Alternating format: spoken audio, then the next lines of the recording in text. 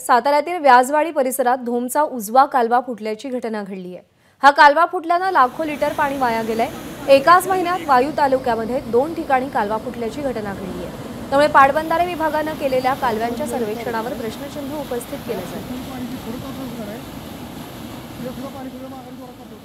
सातारा जिल्ह्यातील धोम कालवा जो आहे तो आता पुन्हा फुटलेला आहे। सातारा जिल्ह्यातील जो काही व्याजवाडी गावा परिसरात असलेला उजवा कालवा आहे तो सकाळी फुटल्यामुळे लाखो लिटर पाणी आज वाया गेलेलं आहे। खरोखरच ही महिन्यातली या वाईस तालुक्यातली दुसरी घटना आहे, त्यामुळे आश्चर्य व्यक्त केले जाते।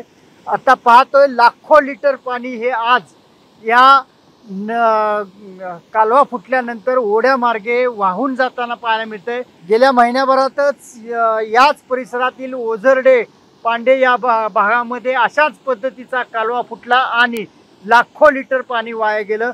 खरं तर पाटबंधारे विभागाचा बद्दलच संशय व्यक्त केला जाऊ शकतो, कारण कालव्यांचे जे सर्वेक्षण केले जातात त्याच्यामध्ये जो गळती लागणारा कालवा असेल, फुटणारा कालवा असेल, त्या ठिकाणी दुरुस्ती केली जाते, मात्र ही कागदावरतीच दुरुस्ती केली जाते का असं म्हणायला काय हरकत नाही। या घटनेनंतर या गावातली ग्रामस्थ मंडळी आपल्यासोबत आहेत। दादा काय सांगाल? गेल्या 1-2 महिन्यापासून पाटबंधारे विभागाच्या संबंधित कर्मचारी अधिकारी वर्गाला सांगून सुद्धा त्यांनी दुर्लक्ष केल्यामुळे आज ही परिस्थिती उद्भवलेली आहे। वारंवार तक्रारी केलेल्या आहेत। त्यांनी तात्पुरत्या स्वरूपात सिमेंटची पोत्यात माती भरून टाकायची, या असे उद्योग करून हे आता एवढे मोठे नुकसान झाले। आता ह्याची जबाबदारी कोण घेणार?